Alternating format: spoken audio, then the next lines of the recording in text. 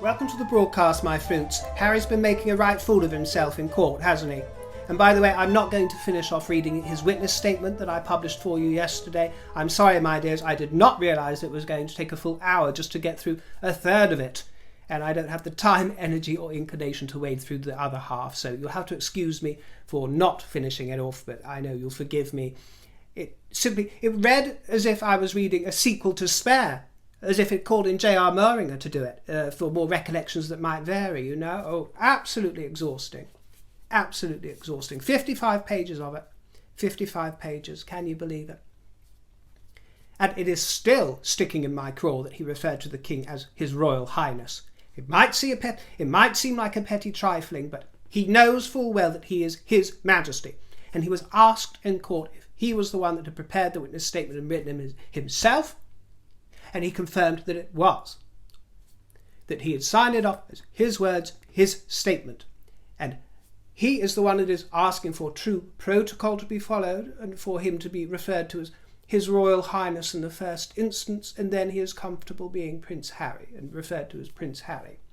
Well, some people don't realise that he remains HRH. It is simply not his public style. He has the right to that. I understand why he uses it in private documents. But when he is public-facing, what I don't understand is that the hypocrisy behind his decision to keep that title when he could surrender it. He was born a prince, he will die a prince, but titles like HRH, he defames the institution. Why does he want to cling on to that? And why can't he bear to have his own father outrank him as HM rather than HRH? Underneath his signature on the document, it said Prince Harry, Duke of Sussex. And this might be a little bit pedantic on my behalf, but his name is Henry.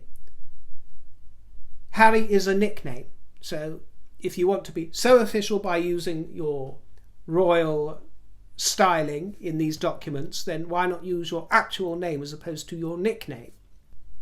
I also noticed that he used the words my brother's wife to discuss the Princess of Wales and describe Catherine, which I thought was just a little inelegant. She is your sister-in-law. It's almost as if he couldn't bring himself to use the most obvious wording to describe her. My brother's wife sounds a bit casual and inelegant. Can you imagine if William had used that about the Duchess of Sussex? Oh, they'd be hell to pay, wouldn't they? All kinds of aspersions, yes. By the way, later in the broadcast, we will be discussing more dignified matters and more dignified royals, but we've got to get stuck into this. It's the news of the day. Yesterday, on his first day, he was reported as appearing twitchy, twitchy, twitchy, and fidgeting all over the place. He was licking his lips. The reporters said, licking lips. A bit of lip balm will do the job, my dear. Come on. Out of his depth, they were saying. Dropped in a few little quips here and there to try and pepper his insolence and show that he is still hail fellow well met. Most people weren't buying it. Regardless of what we're hearing about his dreadful performance, we must bear in mind that he might yet triumph, and he might yet deserve to triumph. If there was very sinister wrongdoing, then I will side with him and say hip hip hooray for you. What I won't be able to digest is all this ridiculous speculation, no facts, all feelings, no evidence thus far. But I don't want you to lose sight of the fact that he could yet triumph. This is a civil claim, it is not a criminal claim. As such, yes, the burden of proof is on his shoulders, but it is lower as part of this civil claim. And it would perhaps only take one claim to be proven as true that could swing it for him. And as I say, if there is proof of unlawful gathering, then I will accept that. He's still in with a chance to succeed, and they will be looking at the balance of probability. Whatever happens, whatever the outcome, it further exposes, this is what I think is important, it further exposes parts of his character, because this is not a high-gloss affair. He can't hide behind the snappy editing, the buddy-buddy journalists. He's in a court of law. It is raw Harry fumbling and flicking and licking and todgering. And it's him, plain and simple. And he's made no secret of the fact that he's on some crusade. He wants to save the world and reimagine media, and he's joined up with the Aspen Institute to make sure that everybody is hammered down on in his image. and he wants to encourage the creation of a state regulator. This is what many of his critics in the media are saying, which perhaps is a little inevitable because they are in the media and the institutions that he besmirches. But they find it sinister that he wants to usher in these sort of state regulators to block intrusions into privacy, because the independent regulation that we have is more or less working, especially in this post-Leveson inquiry era. Things have changed. I mean, we're talking about 10, 20 years ago, 30 years ago. Things are very much different today, and those sort of events would not be replicated. This is why it all feels a little bit irrelevant. Yes, he went through a really tough time, and I'm sure that some of the press were absolutely vicious and vile towards him. Everyone has sympathy for that, but we're in a court of law. We want to see some real evidence that real wrongdoing took place, and perhaps we will. But every time that he comes out with something and you start feeling a little bit of sympathy, or you think, actually, yes, I can kind of see your point of view here and go along with that. For example, when he talks about how the press were blowing up the James Hewitt story and trying to convince everybody and plant doubts, seeds of doubts in everybody's mind about his biological father, although that wasn't against the law, but you can see how it was very damaging and harmful to him going up. But then he'll throw in something at the end of it. Well, I wasn't even aware that my mother hadn't met Mr. Hewitt until I found out in 2014, less than 10 years ago. What is he, 38, 39? So when he was coming up to 30. What? What? I'm sorry, my dear, I've got to clutch my sapphires. Really? It took you all that time? You could have asked your father years ago. You could have asked your dad, couldn't you, if you were that convinced by all the tabloid rumours? Because most of us in the know, or even out of the know that it wasn't even possible for that to happen. You're telling me, Harry, you're telling us, and you're telling the court of law that you were so perturbed by these rumours until 9 years ago? Don't pee on my leg and tell me it's raining.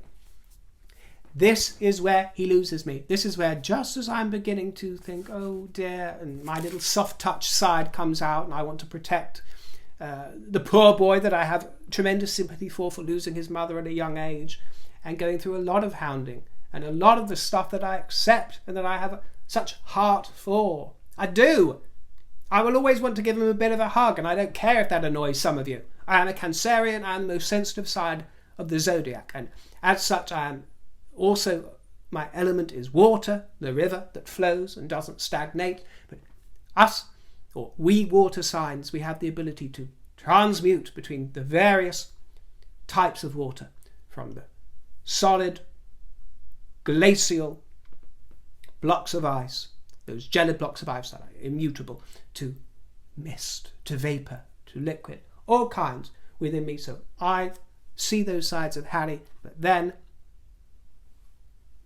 when he throws one of his little extra recollections upon us, or his hippy, dippy, trippy, what some might just call outright lies, what J.R. Mooringer might call ooh la la, the art of memoir. I recall, and that's been popping up, hasn't it? His tome, how bits and bobs and parts of his tome don't seem to echo reality with regards to some of his claims. Yes, that's been coming up in his trial as well. I also heard that some fans of his managed to make it into the gallery or whatever it is in the High Court, and they were clutching copies of Spare and shouting out their support. These are the kind of Fruit Loops you're dealing with. Fruit Loops. Who goes around clutching that? Yes, I'm surprised that he didn't decide to swear on the Holy Spare instead of the Bible. I swear on the Holy Spare, everything holy to me. That I could have seen. But these reactions that he provides us with, and his feelings towards the press, especially when he was younger, are exposing his lack of humour and his inability to process the characterisation of him within the press, which I admit would have been hard at a very young age to get his head around.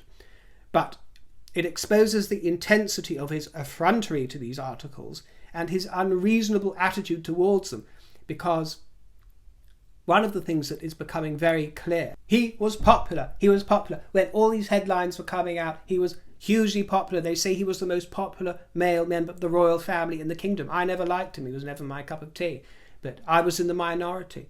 if I'd have asked most of my friends, for example, my female friends, who they would rather have, it would most possibly have been Harry after a certain age. A bit of the bad boy. I've never been into the whole bad boy affair. You usually end up with a bad man. But many people like it, millions, and they all were so charmed by Harry. They were. He was so popular. These headlines did no real damage. If anything, they put him up in the estimation, particularly and especially of the young here in the kingdom, that wanted this little wild card, that rather liked him sort of poking it in the eye to the rest of the stuffy royal family. It was very much, oh yeah, he's one of us, he's a lad's lad. And so he says that he played up to the image because they were putting it out there. Well, that doesn't make any sense. That doesn't make any sense. I mean, if you did that, if you played up to the public and the press image that they were inventing, they were fabricating, then you can't really deny your stupidity. You keep telling us you're not stupid, you're not this thicko. I've never thought of him as thick. I might disparage him here and there in the broadcasts, but what I'm pointing to really is his thick moments and his lack of common sense. Because I think there is something there, I just think it's misguided and mischanneled.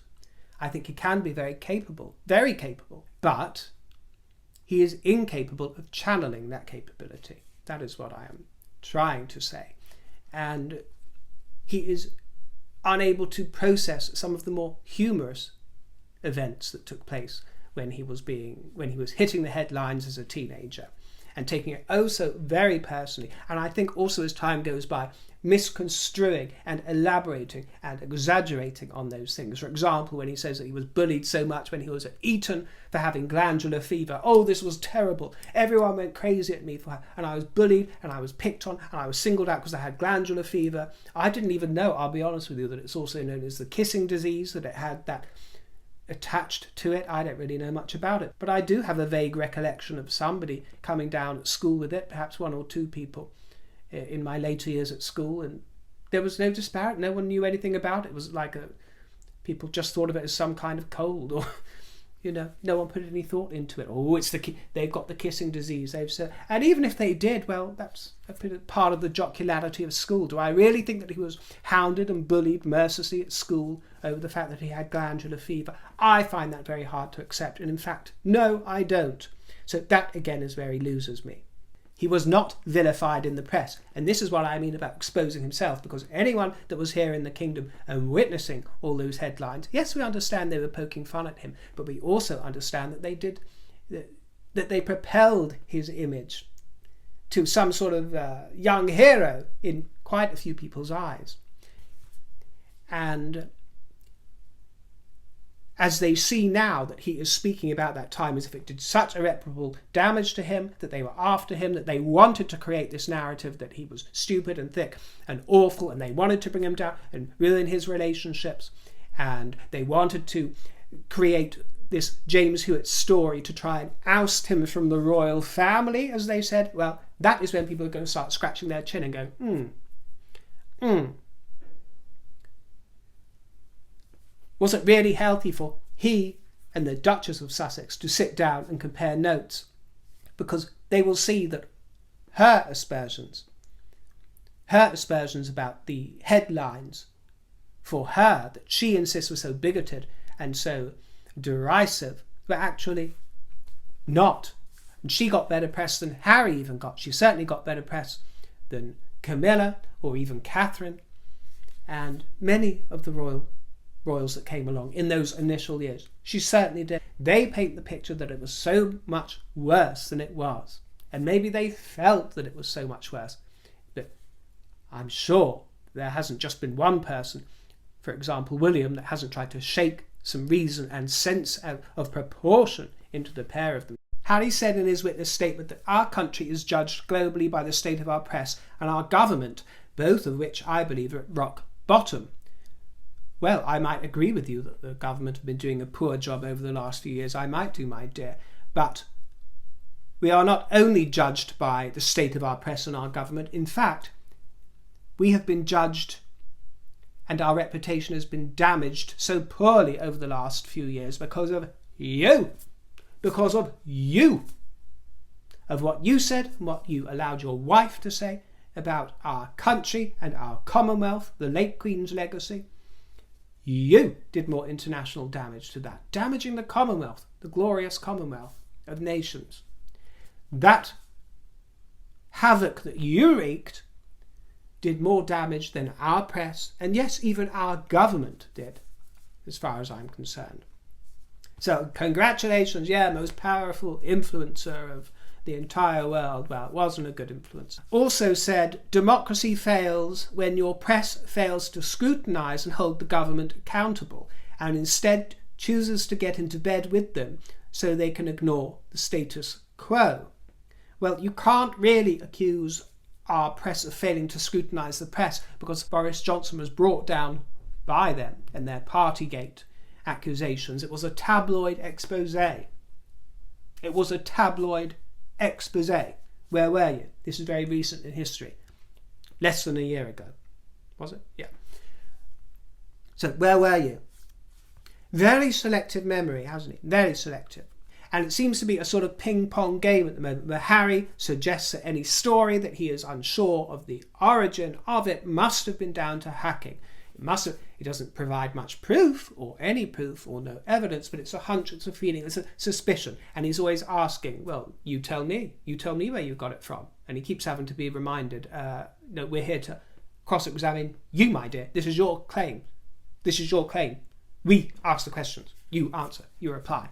He doesn't seem to quite get this. But he suggests all of this, and then Mr. Green will come back to him with plausible alternative explanations for where the story was found and sourced. Did Harry know, for example, that the article about breaking his thumb had been in the Edinburgh Evening News already? No. Apparently he was asked to speak up because he was mumbling away to himself. He was mumbling. Did he know that the rock climbing story, that article already featured in the public domain before the Mirror reported on it? Did he know that? No. Did you know, Harry, that the Press Association had reported that his mother had been due to visit him on his 12th birthday at Ludgrove before any Mirror title came out with that story? I don't know, you'll have to ask them. I wasn't there at the time. No, you're in court. You're in court, Harry. You have to know. You have to know.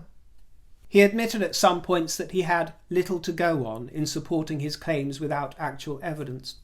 And Mr. Green said to him that everybody has enormous sympathy with the amount of press intrusion you have suffered in your life. And I agree with that. I certainly do. But it does not follow that this information was obtained unlawfully.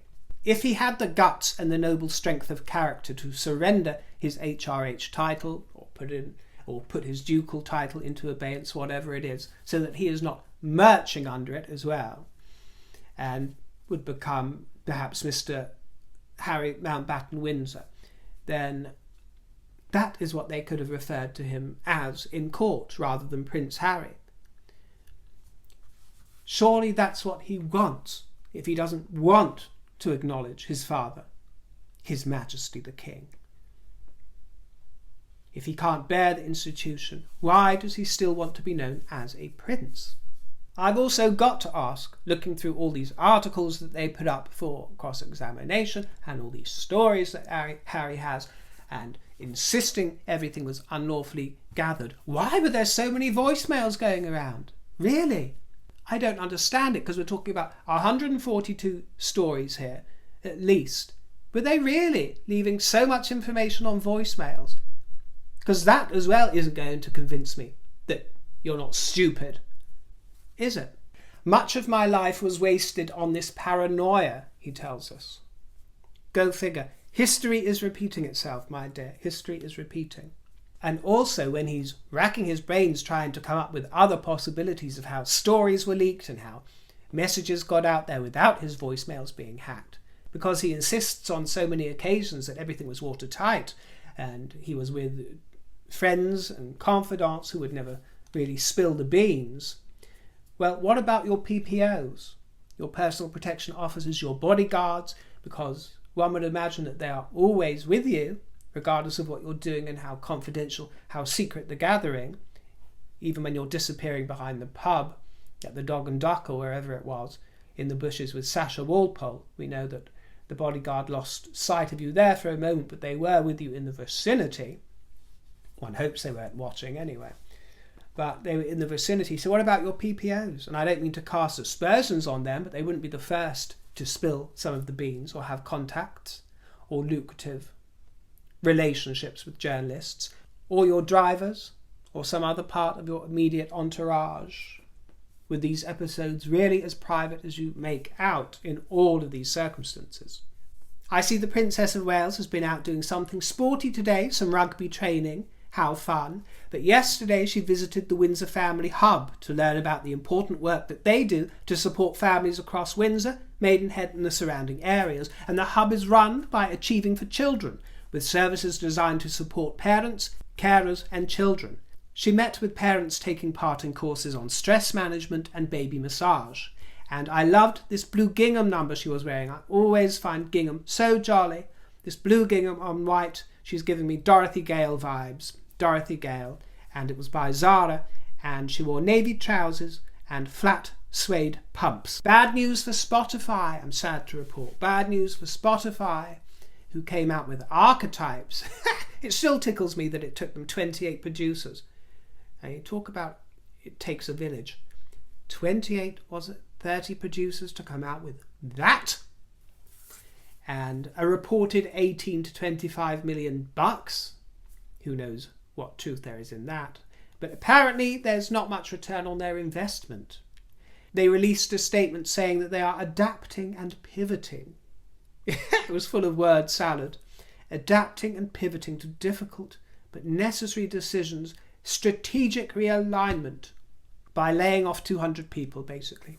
Reducing podcasts and other functions by 200 people, so 2% of their workforce. Out.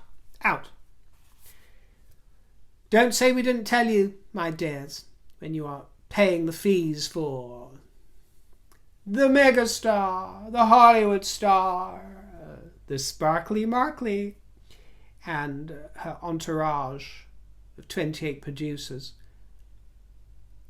And these reported figures, well, don't say that we didn't warn you for paying for that muck. The only people that watched it are people that tuned in to laugh at it. And I'm sure there were a fair few of them, but even then there weren't enough bums on seats to rescue Spotify. Very sad. The King has returned from his trip to Romania. I was quite surprised. I thought he was spending a full week there, but it turns out it was about 5 days, but that's flown by. And last night he attended a concert organised by Wigmore Hall of St James's Roman Catholic Church in London. Yes, he listened to music that was played at his coronation. For example, the 4 coronation anthems by Handel, including Zadok, I would assume. Actually, I wish I'd been able to get some tickets for that event. It looked rather nice. It was nice to see the King enjoying himself. But earlier yesterday, he was in high spirits in a village in the central Transylvania region of Romania, with those locals again, and admirers, and clutching bunches of wildflowers. Really lovely time for him. I really hope he's been able to restore his spirit as he's there. And I enjoyed his suit, the red tie and patterned pocket square. Very nice, very nice. One of the King's maternal relatives, actually, his great-great-great-granny, who was called Claudia Rede, was born and brought up in this region. He says that he has it in his blood. She was actually a Hungarian speaker, and she married into German royalty and was known as the Princess of Teck. So that will ring a few bells with you, because her granddaughter was Queen Mary, Mary of Teck, who was consort to King George V. The Duchess of Edinburgh was looking golden and brought her sunshine to a hospice, Christopher's Hospice in Guildford, where she met with children and families supported by Shooting Star Children's Hospices. She was presented with a special canvas which had been created by children that use the hospice. She indulged in some arts and crafts. She planted trees in the garden, and she read to the children and decorated biscuits. She wore white with a dark blazer, and she officially opened this hospice 21 years ago, and she is patron of it. And His Royal Highness the Duke of Kent attended a ceremony in Norwich at Wells Next the Sea lifeboat station. He officially named a new lifeboat the RNLB Duke of Edinburgh. This state-of-the-art Shannon-class lifeboat was named after the late Duke to commemorate his long-standing commitment to maritime services. The late Queen Elizabeth had been patron of the RNLI, which is the Royal National Lifeboat Institution, since she became Queen, and the Duke of Kent's mother, Princess Marina, was president of it until her death in 1969, and that's when His Royal Highness took over. He's been president since then. And the handsome Vice Admiral Sir Timothy Lawrence was present too, and he named the new launch and recovery rig. And a special feature that's included on the lifeboat's waterline transom plate in recognition of Prince Philip's naval career was installed by Charles in 2021 and engraved with a magpie, because Prince Philip was the commanding officer on board HMS Magpie. Well, I suppose it's a relief that we won't be seeing any boats or vessels named after the Duke of Sussex in the near future. Well, not on these shores anyway, although you wouldn't put it past him to name his own fleet of private jets. And I'm not quite sure at this time of recording whether Harry is due to fly off and escape these cruel and wicked shores tonight or tomorrow. I'm sure we'll know by the time this comes out, but it's time for me to fly off anyway too, and I'm sure it is for you. So thank you for joining me, thank you for your company. Please leave me a nice juicy comment and come back to see me next time. Take care, my loves, have a nice evening, and toodle pip.